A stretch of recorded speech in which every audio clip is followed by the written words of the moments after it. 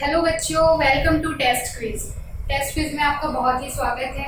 हम लोग आपके आपके स्टडीज़ के लिए बहुत ही सुविधाजनक हम लोग लाइव वीडियो प्रोसेस और ये सब भी क्लासेस हम लोग आपके लिए ला रहे हैं। ठीक है, तो ये आप लोग देख रहे हैं जैसे कि अभी कोरोना का टाइम चल रहा है। ठीक है, आप लोग बाहर इंस्टीट्यूट्स में जाके या फिर कोचिंग में जाके आप लोग स्टडीज़ नहीं कर पा रहे, तो इसका मतलब ये नहीं बच्चों कि आप लोग की स्टडीज़ रुक जाएगी।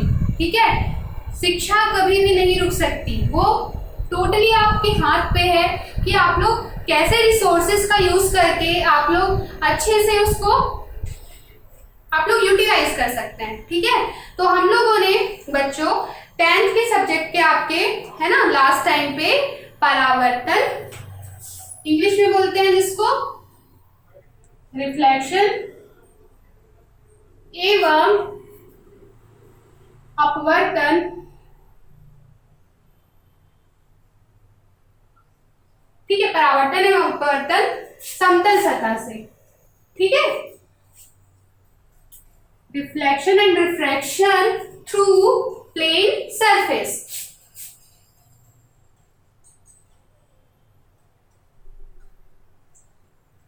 ठीक है बच्चों, तो परावर्तन एवं अपवर्तन समतल सतह से हम लोगों ने देखा था। उसके लिए प्रकाश का, किसका परावर्तन और अपवर्तन होता है? प्रकाश का। ठीक है, तो प्रकाश के हम लोगों ने पहले प्रॉपर्टीज देखी। प्रकाश क्या है? प्रकाश ऊर्जा का एक रूप है। प्रकाश कैसा तरंग है? प्रकाश एक अनुप्रस्थ तरंग है। ठीक है ना। और हम लोग फिर प्रकाश के बहुत सारी प्रकाश की प्रकृति देखे थे। प्रकाश कैसे संचरण करता है? दो माध्यम से, दो तरह से संचरण करता है। एक तो होता है वो फोटॉन्स के रूप में होता है ना, जैसे कि हम लोग जो सनरेज आती हैं वो फोटॉन्स के रूप में आती है ना, उसके थ्रू हम लोग का ऊर्जा का संचरण होता है और वो हम तक पहुंचती है। सेम वैसे ही क्या होता है? माध्यम, मतलब कि अगर तरंगों का संचरण होगा तो माध्यम में, जैसे निर्वात में है ना, या फिर वायु में है ना, ये सब क्या हो गया? माध्यम में भी तरंगों का संचरण, तरंग के संचरण के माध्यम से प्रकाश जो है वो हम तक पहुंचता है। तो ये हम लोगों ने उसकी प्रकृति देखी थी। वैसे ही बच्चों प्रकाश का गुण भी होता है। प्रकाश के बहुत सारे गुण हैं, जैसे कि हम लोग देखते हैं प्रकाश क्या क्या करता है? परावर्तन करता है, अपवर्तन करता है, विवर्तन करता है, और भी इसके बहुत सारे गुण हैं। ठीक है ना। तो हम लोग इस क्लास में अभी क्या डील कर रहे हैं? सिर्फ परावर्तन एवं अपवर्तन। आप लोग आगे की क्लास में जैसे 11th-12th में स्टडीज करेंगे तो आप लोग व्यतिकरण, विवर्तन है ना, ये सारी प्रॉपर्टीज भी आप लोग पढ़ेंगे। ठीक है, तो हम लोगों ने परावर्तन और अपवर्तन ये देख लिया था। प्रकाश का परावर्तन का सिद्धांत हम लोगों ने देख लिया था। मैंने बोला था कि हम लोग आगे अब इसके प्रैक्टिकल्स पे ध्यान देंगे। ठीक है, बस उसको मैं इससे पहले एक चीज और बताना चाहूंगी कि जो प्रकाश का परावर्तन होता है वो दो तरह से होता है। एक होता है एक नियमित परावर्तन, या फिर इसको बोलेंगे रेगुलर। क्या है बच्चों? ये नियमित परावर्तन, या इंग्लिश में इसको बोलेंगे रेगुलर। ठीक है, और दूसरा होता है अनियमित परावर्तन, अनियमित परावर्तन। ठीक है, तो ये क्या है? ये रेगुलर होगा और ये क्या होगा? ये इर्रेगुलर होगा। ठीक है, तो ये कैसा रिफ्लेक्शन होगा? ये रेगुलर रिफ्लेक्शन होगा, ये इर्रेगुलर होगा। तो कुछ नहीं, एक सरफेस है। ठीक है, तो उसमें क्या होता है? अगर एक लाइट प्रॉपर यहां तक आई, हम लोग को पता है जो आती है आपतित किरण, ठीक है, तो वो परावर्तित होगी एक आपतन बिंदु पे आके। ठीक, ऐसी ही दूसरी लाइट आएगी, वो अपवर्तित हो जाएगी, परावर्तित हो जाएगी। ठीक है, फिर एक ऐसी लाइट आएगी। तो ये कितनी स्मूथली हो रहा है, जैसे ही किरण आपतित हो रही है वैसे ही वो परावर्तित हो रही है। मतलब कि एक सिंपल सरफेस के थ्रू से स्मूथली वो जैसे आपतित हो रही है वैसे वो परावर्तित होते जा रही है। लेकिन इर्रेगुलर परावर्तन में क्या होता है? कभी कभी हम लोग का सरफेस स्मूथली नहीं है। ठीक है, तो उसकी वजह से क्या है, जैसे सनरेज आ रही है, का प्रॉब्लम है। ठीक है, ये जैसे सनरेज आ रही है, सनरेज या फिर कोई भी प्रकाश की किरण आ रही है, ठीक है, तो जरूरी नहीं है कि वो पैरेलली उसके रिफ्लेक्ट होगी। वो कभी इस डायरेक्शन में तो कभी इस डायरेक्शन में या तो कभी इस डायरेक्शन में, है ना। तो मतलब कि जब प्रकाश का जो आपतित होती है, ठीक है, वो प्रॉपरली पैरेलली ऐसे परावर्तित ना होके उल्टी सीधी इरेगुलरली जो परावर्तित हो जाती है, तो ऐसे रिफ्लेक्शन को हम लोग बोलते हैं इरेगुलर परावर्तन। और जिसका जो प्रॉपर मतलब पैरेलली अगर हम लोग को दिख रहा है, जो आपतित हुई फिर परावर्तित हो गई, है ना, पैरेलल दिख रहा है ना, तो ये हो गया नियमित परावर्तन और ये हो गया इरेगुलर या अनियमित परावर्तन। ठीक है, ये एक छोटा सा कॉन्सेप्ट था जो आपको पता होना चाहिए। आई नो ये आप लोगों की बुक में नहीं है, बट हम लोग को पता होना चाहिए, ठीक है। तो आप लोग चाहे तो इसे नोट कर सकते हैं पॉज करके, या तो फिर जस्ट फॉर योर नॉलेज इसको रखिए, ठीक। उसके बाद आप लोग का एक एक्सरसाइज दिया हुआ है आपके बुक में, उसमें क्या है, इसमें इस एक्सरसाइज में बोलता है कि आपको एक स्केल में, ठीक, कोई भी एक स्केल होगा आपके पास, उसको ले लीजिए, ठीक है, उसमें आलू का टुकड़ा फंसा दीजिए। उस आलू के टुकड़े में आप लोग पेंसिल, ठीक है, पेंसिल को आप लोग पेंसिल को इसमें ऐसे चुभा दीजिए, ठीक है, ठीक है। ये पेंसिल को हम लोगों ने चुभा दिया। यहां से एक हम लोग मोमबत्ती जला देते हैं। मेरे ड्राइंग पे मत जाना, बहुत बुरी है, आई नो, ठीक है। ये मोमबत्ती जल रही है सपोज, ठीक है। उसके बाद ये जो पेंसिल है, ठीक है, ये जो पेंसिल है, अब देखो इससे 10 सेंटीमीटर के यहाँ पे हम लोग एक यहाँ पे जो कील है या फिर जिसको हम लोग खीला बोलते हैं, वो उसको वो कर देंगे, अंदर डाल देंगे, ठीक है। उसके बाद यहाँ पे हम लोग का ये पर्दा होगा, ठीक है। ये क्या है, हम लोग का एक पर्दा है। तो जब देखो यहाँ पे ये क्या है, ये स्रोत है, ये क्या है हम लोग का स्रोत,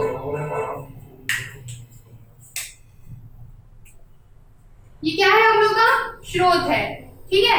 ये क्या है हम लोग का पर्दा है, ठीक। तो यहां से जब भी प्रकाश की किरण जाएगी, ठीक, यहां से गई ऐसे ऐसे ऐसे ऐसे, तो इसका जो इमेज है वो कहां पे बनेगा, पर्दे पे बनेगा, ठीक। यहाँ पे ये ये जो पर्दा है, वहां पे ये जो पेंसिल है उसका इमेज बनेगा, उसका छाया चित्र बनेगा, ठीक है बच्चों। तो इसमें आपके बुक में सिंपली उसको लिखा हुआ है कि अगर आप, वो पूरा आपका एक्सप्लेन है कि अगर इस आलू के टुकड़े को, ठीक है, इस आलू के टुकड़े को अगर हम लोग जो स्रोत है उसको कांस्टेंट रख के, उसको स्थिर रख के, अगर हम लोग इस आलू के टुकड़े को जैसे ही हम लोग स्रोत के पास लेके आएंगे, तो क्या होगा बच्चों, आप लोग खुद जाके देखिए। अगर कोई सोर्स है आपके पास, आप उसके पास जाओगे, ठीक है, तो जो उसकी जो छाया है वो क्या बनेगी, बड़ी बनेगी, है ना, ठीक है। और जैसे ही आप इसको इस जो भी पेंसिल है या फिर जो भी आप जिस वस्तु का प्रतिबिंब चाहते हैं, वो उसको आप दूर खिसकाएंगे, है ना। तो जैसे जैसे आप दूर खिसकाएंगे, उसका जो इमेज है वो छोटा हो जाएगा। जैसे मैं लाइट सोर्स के पास खड़ी हूँ, यहाँ पे खड़ी होंगी, तो मेरा जो इमेज है वो उतना ही बड़ा बनेगा। लेकिन जैसे जैसे मैं इस इमेज से, उस लाइट सोर्स से दूर जाते जाऊंगी, मेरा इमेज का जो साइज है वो छोटा होगा, ठीक है। तो इस तरह से हम ये इसमें आप लोग एक्सरसाइज के थ्रू ये बताना चाह रहा है कि वस्तु की स्थिति और जो प्रतिबिंब का जो छाया बनता है वो किस पे डिपेंड करता है, ठीक है। तो हम लोग को अगर ये फाइंड करना है, तो इसके लिए आपका एक फॉर्मूला लिया है कि वस्तु की लंबाई अपॉन, ठीक है, प्रकाश स्रोत से वस्तु की प्रकाश स्रोत से दूरी, वस्तु की प्रकाश स्रोत से दूरी, ये बराबर होती है प्रतिबिंब की लंबाई, ठीक है, या फिर आप उसको छाया की लंबाई बोल सकते हैं, छाया की लंबाई। मतलब कि यहाँ पे जो भी आपका इमेज बना रहेगा ये छाया की लंबाई, इसको h डैश बोल देंगे, और ये जो वस्तु की लंबाई है इसको मैं h से डिनोट कर रही हूँ, ठीक है।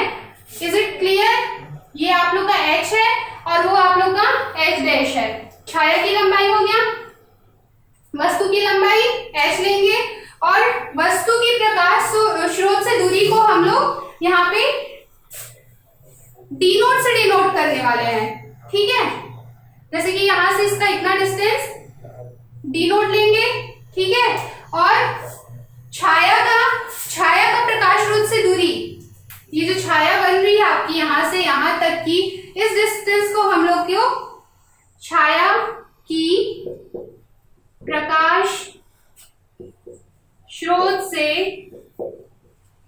दूरी, ठीक है।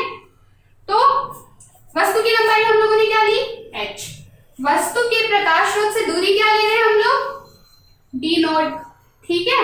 और छाया की लंबाई हम लोग क्या ले रहे हैं, h डैश, ठीक है। और हम लोग प्रकाश स्रोत से छाया की प्रकाश स्रोत से दूरी क्या ले रहे हैं, ds। तो कभी भी आप लोग को कुछ भी निकालना हो, सपोज आपको वस्तु की लंबाई निकालनी है, या फिर हम लोग को बेसिकली तो छाया की लंबाई निकालनी होती है, वस्तु की लंबाई तो हम लोग को पता रहेगा, छाया का लंबाई कैसे निकला ये हम लोग एग्जैक्ट नहीं निकाल पाएंगे बच्चों, इसलिए हम लोग इस फॉर्मूले का यूज करेंगे, और आप लोग का होगा ये h डैश इक्वल टू, ये जो ds है इधर आ जाएगा इसके मल्टीप्लीकेशन में, ये h, ठीक है, ये h, ये ds अपॉन ये डी नोट। तो ये आपके छाया की लंबाई निकालने के लिए आप लोग का एक सिंपल सा है ना, एक सिंपल सा एक्सपेरिमेंट है, ठीक है। ये आप लोग को आई होप क्लियर हुआ होगा। आपके बुक में जो एक्सरसाइज है उसमें आपको डिफरेंट वैल्यूज पुट करके, ठीक है, जैसे कि अब h की वैल्यू आप 10 ले लीजिए, इसका डिस्टेंस को ds की डिस्टेंस को आप यहाँ पे 30 कर लीजिए, ठीक है, उसके इसकी वैल्यू को 20 ले लीजिए, ठीक है। ऐसे हम लोग वैल्यूज चेंज कर करके जैसे जैसे छाया की लंबाई और उसमें क्या अंतर आता है इसको हम लोग देखते हैं, ठीक है। तो ये हुआ आप लोग का कंप्लीट ये एक्सपेरिमेंट, ठीक है। हम लोगों ने समतल दर्पण एक पृष्ठ परावर्तक सतह की तरह कार्य करता है। क्यों कार्य करता है? क्योंकि हम लोग एक दर्पण लेते हैं, ठीक है, उस दर्पण में हम लोग सिल्वर कोटिंग कर देते हैं।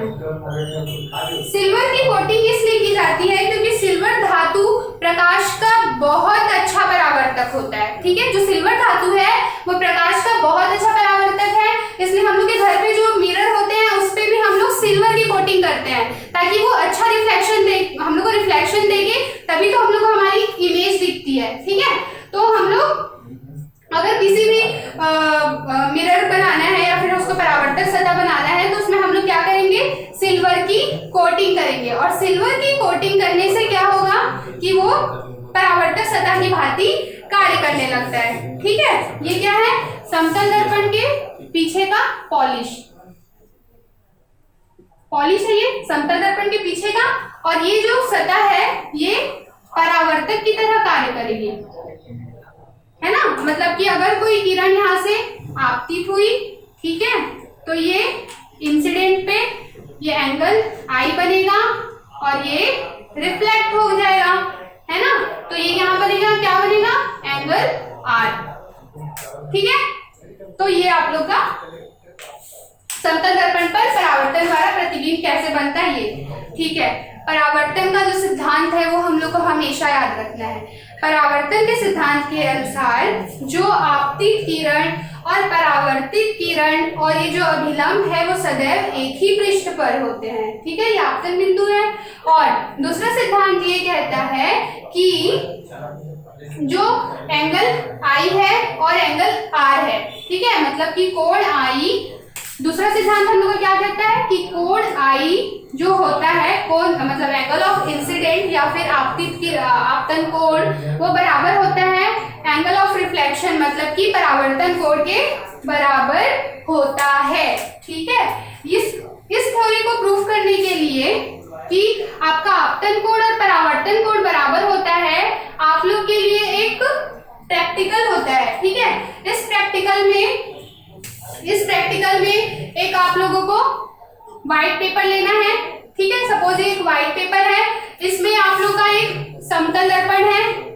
ठीक है, उसमें हम लोग को एक ये आप लोग का समतल दर्पण, सपोज यहाँ पे एक ऐसा दर्पण रखा हुआ है। ठीक, ऐसा आप लोग को मैं आपको 3D इमेज नहीं बता पा रही हूँ, आप लोग इमेजिन कीजिए कि एक पेपर है, यहाँ पे एक दर्पण रखा हुआ है और वो ऐसा तिरछा रखा हुआ है। इसमें हम लोग सपोज करेंगे कि एक किरण, ठीक है, आपतित हुई, ये किरण आपतित हुई, तो यहाँ पे हम लोग दो P1 और P2, ठीक है, एक कागज है। ठीक, एक कागज में आप लोग मिरर को लगाए। ठीक है, मिरर ऐसे रखा हुआ है, जैसे ये कागज है, यहाँ पे एक मिरर रखा हुआ है, यहाँ पे से मैंने एक आपतित किरण के लिए लाइन खींचा। ठीक है, उसके बाद ये P1 है और ये P2 है, यहाँ पे आपने कील लगाया, उसी सीधे में ये कील लगाया। अब बच्चों हम लोग को क्या करना है, ये जो हम लोग का सरफेस है, ठीक है, इस सरफेस पे हम लोग इसका जो P1 और P2 का जो प्रतिबिंब है उसको देख के हम लोग यहाँ पे पॉइंट करते हैं। ठीक है, ये हम लोग यहाँ पे पॉइंट करते हैं, तो ये P3 होगा और यहाँ पे P4 आएगा। ठीक है, इस तरह से ये यहाँ पे दूसरी लाइन हम लोग फॉर्म करते हैं। तो इस तरह से बच्चों क्या होता है इसके, और फिर हम लोग अपना प्रैक्टिकल इसमें अभिलंब खींच देते हैं। सपोज ये आपतन बिंदु O है, ठीक है, ये इंसिडेंट रे I है और ये रिफ्लेक्टेड रे R है और ये अभिलंब N है। ठीक है, तो फिर क्या हुआ, जब हम लोग इस प्रैक्टिकल को करते हैं तो हम लोग को ये जो एंगल है ना, एंगल ऑफ I और ये जो एंगल R, ये दोनों हम लोग को इक्वल मिलते हैं। ठीक है, ये अगर आप लोग पॉसिबल हो तो प्रैक्टिकल कीजिएगा इसका। ठीक है, तो इससे हम लोग को ये प्रूफ होता है कि एंगल I जो होता है वो एंगल R मतलब कि जो इंसिडेंट रे है, मतलब आपतन कोण है, वो परावर्तन कोण के बराबर होता है। ठीक है बच्चों, तो ये एक्सपेरिमेंट हम लोगों ने किया। अब आगे की हम लोग कंटिन्यू करते हैं। Thank you.